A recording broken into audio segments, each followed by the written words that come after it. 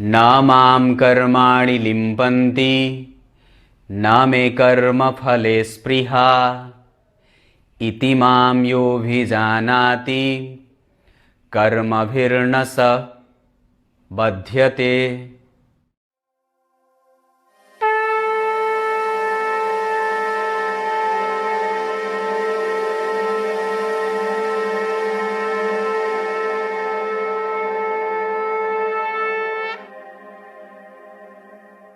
प्रिय दर्शकों नमस्कार, एक बार फिर से उपस्थित हूं आप सबके सामने सोमवार के कार्यक्रम में। इस हफ्ते की शुरुआत में ही आपको एक ऐसे कार्यक्रम से आपका परिचय कराने वाला हूं जहां आपकी कुंडली में तमाम तरीके के राजयोग बन तो जाते हैं पर कई बार वो फल नहीं देते, या क्या ऐसी कुंडली में बात हो जाती है जिसके कारण हमारी ये शिकायत होती है कि मेरी कुंडली में इतने सारे राजयोग उपस्थित हैं पर वो फल नहीं दे रहे, या फिर वो कई बार उसको मैं अपने ऊपर या अपने जीवन के ऊपर घटित होते नहीं देख रहा हूं।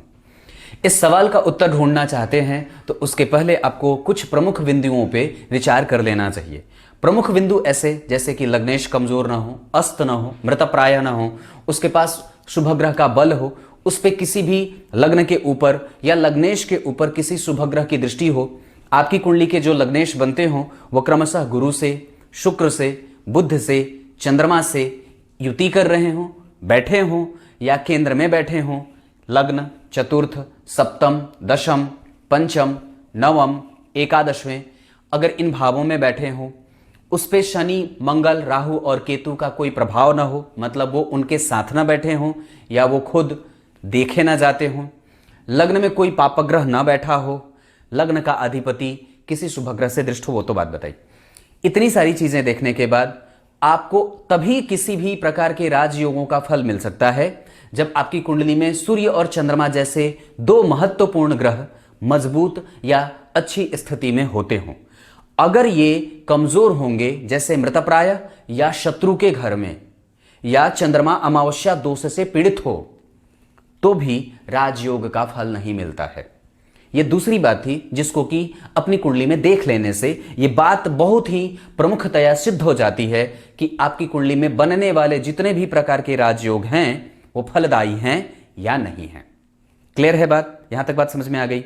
अब तीसरे स्तर पे हमें क्या देखना चाहिए कि जन्म कुंडली में, ध्यान से समझिएगा, जन्म कुंडली में लग्न में कोई शुभग्रह बैठा है, पंचम भाव खाली तो नहीं है या नवम भाव खाली तो नहीं है।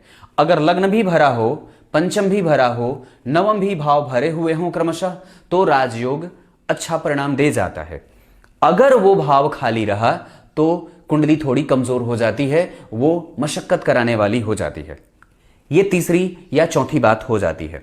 उसके बाद प्रमुखतया जो आज के कार्यक्रम में मैं आपको बताने वाला हूं उसको समझ लेना आवश्यक है कि आपकी कुंडली में कोई भी ग्रह अतिशत्रु का, कोई भी ग्रह अस्त, कोई भी ग्रह वक्री और कोई भी ग्रह मृतप्राय ना हो, तो ये और भी अच्छे प्रकार की कुंडली का निर्माण हो जाता है, जिसे हम ये कह सकते हैं कि आपकी कुंडली समुचित है, व्यवस्थित है और स्थित है। समझ में आ रही है चीजें? बस ध्यान से समझते जाओ बस। उसके बाद जो अब क्या देखना है, लग्न में राहु बैठे हों पर उस पर चंद्रमा का दृष्टि या चंद्रमा दृष्टिपात ना करते हों। लग्न में राहु बैठे हों और अगर उस पर चंद्रमा की दृष्टि पड़ जाएगी तो कई बार कुंडली में बनने वाले राजयोग कमजोर हो जाते हैं। हां, और उसका प्रभाव क्षीण हो जाता है, कमजोर हो जाता है, फल नहीं दे पाता या कम फल देता है। दूसरी बात, केंद्र में कोई भी शुभग्रह ना हो, जैसे यहां चंद्रमा अगर बैठे भी हैं तो वो पापक होकर के बैठे हैं। पापक कब? जब आपका जन्म शुक्ल पक्ष के अष्टमी तिथि से लेकर के कृष्ण पक्ष के नौमी तिथि के बीच का न हो तो वो चंद्रमा पापक होता है। अर्थात ये चंद्रमा लग्न को ना देख रहे हो पापक होकर के, और साथ ही साथ उस पे राहु का प्रभाव ना हो, राहु खुद बैठा होना चाहिए।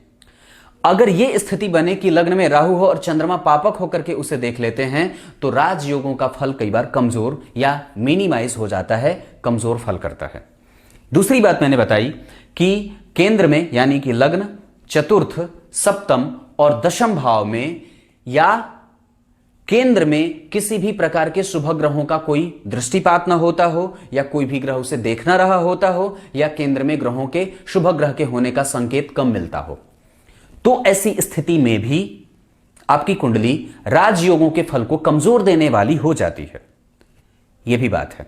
उसके बाद जन्म कुंडली में सूर्य, मंगल और शनि इकट्ठे तीसरे भाव में या साथ ही साथ 12वें भाव में बैठे हों, तो ऐसी स्थिति भी व्यक्ति की कुंडली में राजयोगों के प्रभावों को कमजोर करती है। विशेषतया ये योग तीसरे और 12वें भाव पे ही देखना ज्यादा सही होगा। सूर्य, मंगल और शनि भी अगर अष्टम भाव में बैठे हों, जैसे कि मैंने यहां बिठाया है, तो भी ये बात कई बार सिद्ध हो जाती है कि व्यक्ति की कुंडली में बनने वाले राजयोग का प्रभाव कमजोर सा हो जाता है। ये बात सच्चाई है। और हम कई बार वही कार्यक्रम ज्यादा देखते हैं जिसमें कुछ अच्छी बात बताई गई हो, जिसमें धनवान बनने के योग बताए गए हों, जिसमें शेयर सट्टेबाजी के बात बताया गया हो, जिसमें शॉर्टकट बताया गया हो, जिसमें पता नहीं कलयुगी प्रभाव है लोगों का जो उनको ऐसे कार्यक्रम को देखने से मना करता है, जिसमें वो वास्तव में अपनी ही कुंडली की गलत और कई बार अपनी ही कुंडली के नेगेटिव पक्षों को नहीं देखना चाहते। पर मैं ये बात आपको बता देना चाहता हूं कि हमें इन सब चीज़ों का भी अध्ययन कर लेना चाहिए, जिससे कि हमें राह आसान बनाने में आसानी हो जाती है। तो यहां पे सूर्य, मंगल और शनि अगर तीसरे भाव में बैठे, ये किसी भी लग्न की बात कर रहा हूं मैं, किसी भी लग्न की बात कर रहा हूं, तो राजयोगों को वो मिनिमाइज करते हैं, उनके प्रभावों को कमजोर करते हैं। साथ ही साथ शुक्र और बुध अगर यहां बैठे हों, तो वो दोनों में से कोई अस्त ना हो या कमजोर ना हो। ऐसे यहां पे दो शुभ ग्रहों का असर अगर होगा, जैसे मैंने यहां पे शुक्र और बुध को यहां इसलिए बिठाया है ताकि आपको इस माध्यम से ये बता सकूं कि केंद्र में किसी भी प्रकार के शुभ ग्रहों के बैठने का परिणाम दुष्परिणाम में बदल जाता है। गुरु को यहां भी इस वजह से बिठाया है मैंने कि ताकि आपको यह बात बता सकूं कि केंद्र में किसी भी प्रकार के शुभ ग्रह का न बैठना जातक की कुंडली के लिए कमजोरी बन सकती है। क्लियर है?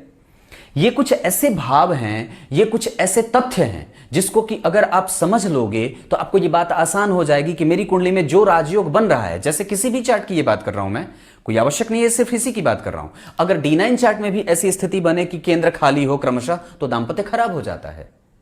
अगर उस पे गुरु का असर ना हो क्रमशः सुख भाव पे, सप्तम भाव पे, सप्तमेश पे, चतुर्थेश पे, तो कुंडली का दांपत्य खराब और कमजोर हो जाता है। ठीक उसी तरीके से अगर देवगुरु बृहस्पति किसी अच्छे भाव के अधिपति ना होकर के सप्तमेश और चतुर्थ भाव के अधिपति या भाग्य भाव के अधिपति को देख रहे होते हैं, लग्नेश को देख रहे होते हैं, तो वो दांपत्य कमजोर हो जाता है। यही बात हमें हर चार्ट में देख लेना चाहिए कि राजयोगों का अगर हमें परिणाम नहीं मिल रहा है तो आखिर कौन सी बात है जो उसके मार्ग में रोड़ा या अड़ंगा डालने का काम कर रही है। हम कई बार ये बात नहीं समझते हैं और हम यूं ही कई बार अपनी कुंडली में गुरु चंद्रमा, गुरु केतु, पता नहीं कई तरह के राजयोगों के बनने का प्रभाव दिखते हैं, पर वो असरकारक नहीं होता या फिर कई बार वो समझ में नहीं आती है। तो अगर आपकी कुंडली में ये बात है तो निस्संदेह ये बात समझ लेना चाहिए। अगर त्रिकोण खाली हो, केंद्र खाली हो, शुभ ग्रहों का असर ना हो, ग्रह परस्पर मृतप्राय ज्यादा हो, कई बार वक्री ग्रहों की संख्या कुंडली में ज्यादा हो जाती है, अस्त ग्रहों की संख्या ज्यादा हो जाती है, शत्रु क्षेत्री होने का प्रभाव ज्यादा हो जाता है, पापक ग्रहों का असर कुंडली में इधर उधर हो रहा है, भटक रही है कुंडली, तो ये राजयोगों के प्रभावों को कमजोर, फिर आपको सिर्फ ये सुनने की बात होगी कि आपकी कुंडली में इतने योग बने हैं, पर यह बात समझ लेना चाहिए। कुछ इसी तरीके से आज के कार्यक्रम का समापन करते हैं। यह बात समझ में आ गई होगी। और एक बात बताता हूं, जरा ध्यान से समझिएगा। आजकल ऐसे लोगों की संख्या ज्यादा है जो सिर्फ आपको इस भुलावे में रख करके अपना कार्य सिद्ध करना चाहते हैं कि आपकी कुंडली में तो इतने योग हैं। ना भरोसा करने की बात है और ना ही अंधे बनने की आवश्यकता है।